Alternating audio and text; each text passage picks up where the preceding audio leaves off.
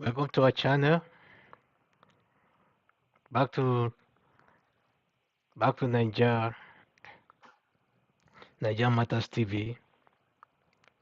So today we have so many little things we have to touch here and there in order for you to at least you know not be out of date as far as the political scene is concerned. Because like the governorship election is coming up on Saturday.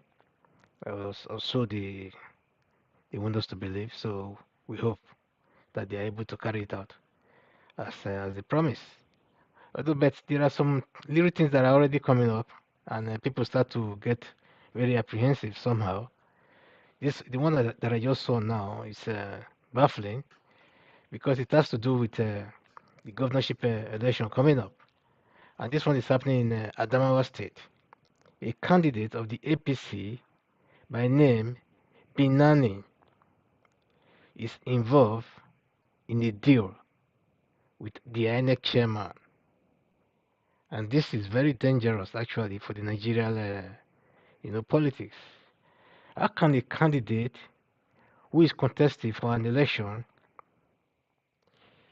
be given a contract to print, you know, the election result sheets?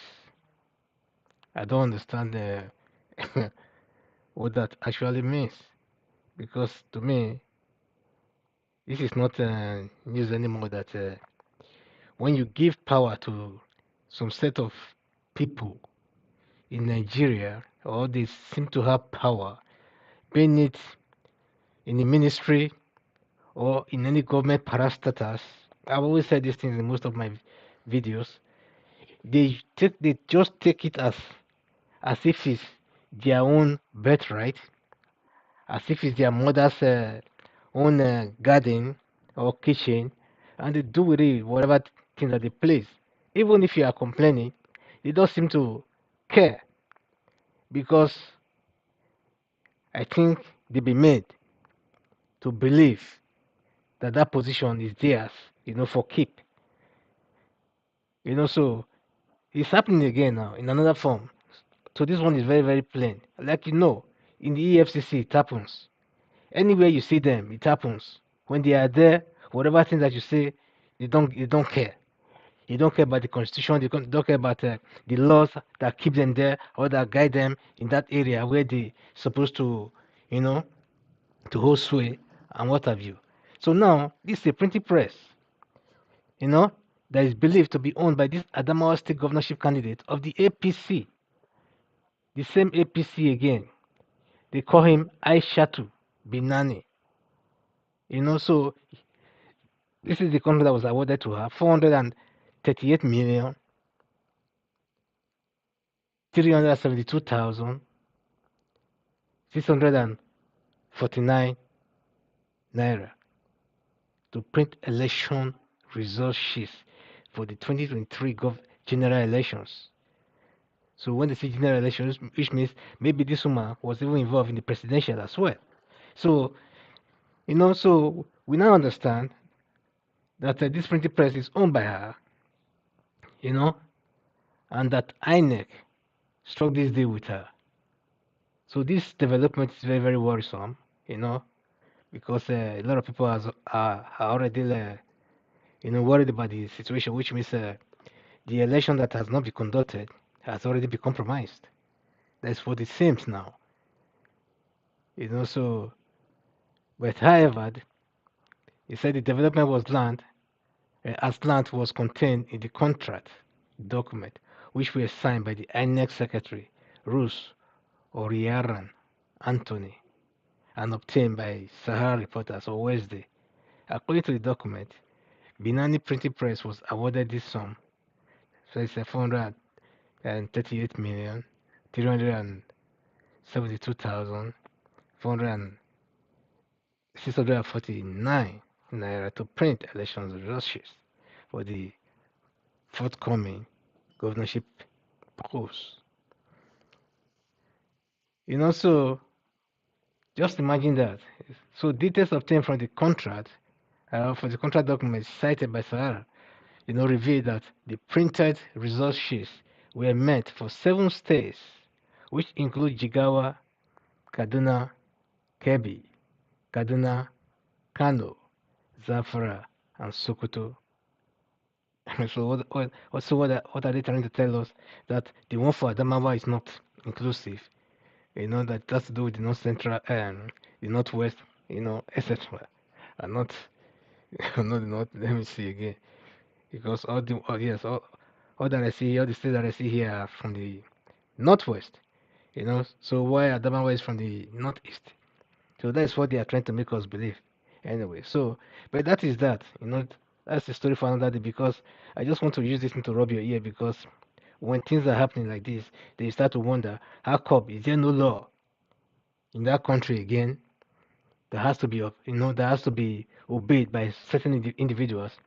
So, but somehow I'm not surprised because even their chief of what do you call it, commander in chief, Buhari himself, does not even obey the court rules, or rulings. So why will his subordinates or his appointees, give a damn about any other thing that has to do with the country? This INEC chairman is acting more powerful than he actually is. INEC chairman is just an ordinary. It's not even up to, let's say, a permanent secretary of the government agency. You know, he's just supposed to be a man that coordinates and conducts. Coordinated the conduct of an election. He's a public servant. By extension, just an ordinary public servant. It's not supposed to be a permanent staff. Of that institution because it's not like they are there to conduct election on daily basis and things like that. So I don't know why that man should even be there for another and still be a chairman in that place. For the past 4 years, going to 8 years. So it's never done, and it has never been done before in Nigeria. But this is the first time. But this man just hijacked the whole thing. It's like the whole thing belongs to him now, so he can do whatever he pleases because he knows that maybe after this election, his time will be off. So therefore, he's trying to do everything, maybe to get another position later. You know. So because for what we've known so far, the presidential election, the problems are still there, and now he wants to breed another one again in the form of governorship at the House of Assembly's elections. So that is that. So, but another issue is here that Atiku and the PDP has withdrawn their case against INEC, you know, at the court. He said, "Why I withdrew my motion on material suspension?" Atiku talking, you know. so, so Atiku said he withdrew the motion from the appeal court over a request to inspect electoral materials because the issue had been overtaken by events. I don't understand that.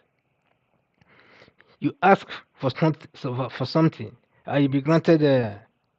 Your motion was granted, just like the other political parties asked. Even the APC even ask, that they should be given access to inspect the materials.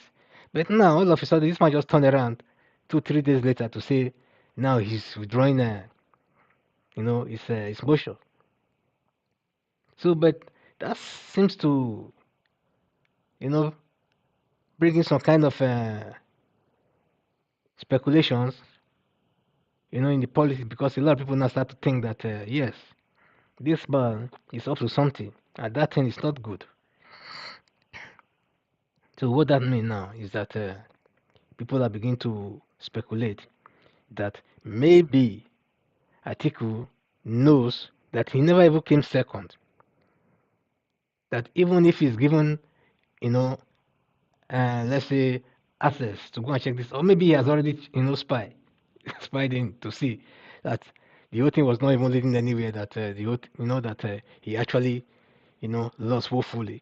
So and he just decided to just pull back now, like like just to prove like you know to prove like to everyone that he actually never really pushed for that. that he was not actually interested in that, that he have another, another thing up his sleeves. So that is what they are saying because a lot of people believe that Peter Obi won this election, fair and square, that he even beat Tinubu hands down, that even the gap that he gave, that he gave the second person running, which was Tinubu, in this case, was even more than 3 to 4 million. That's what a lot of people believe. So we were still talking about this thing yesterday, and a lot of people were still saying the same thing. And they were backing it up with all kinds of, you know, uh, documents and things like that. That was flying in the air and stuff during the elections. And some are even talking about the IRF and everything. That the IRF still have their own, this thing to prove that Obi won this election. So now we really don't know what to believe yet, but we still hope that if he won this election, that he should be able to retrieve his mandate because, as we know, Obi has become the man of the people. Because with Obi coming into this um, presidential election, everything actually changes.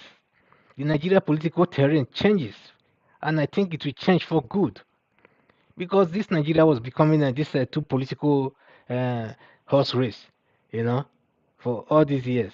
It was about APC, PDP, and things like that. All of a sudden, a man who never actually, let's say less than a year ago, who never actually wanted to become or never announced that he wanted to become a president, came into the race, and yet the man was able to mobilize the youth and everything, and the youth ran after him, worked for him for free without mobilization of any sort, unlike what the other ones were doing, unlike what the Nigerians were used to.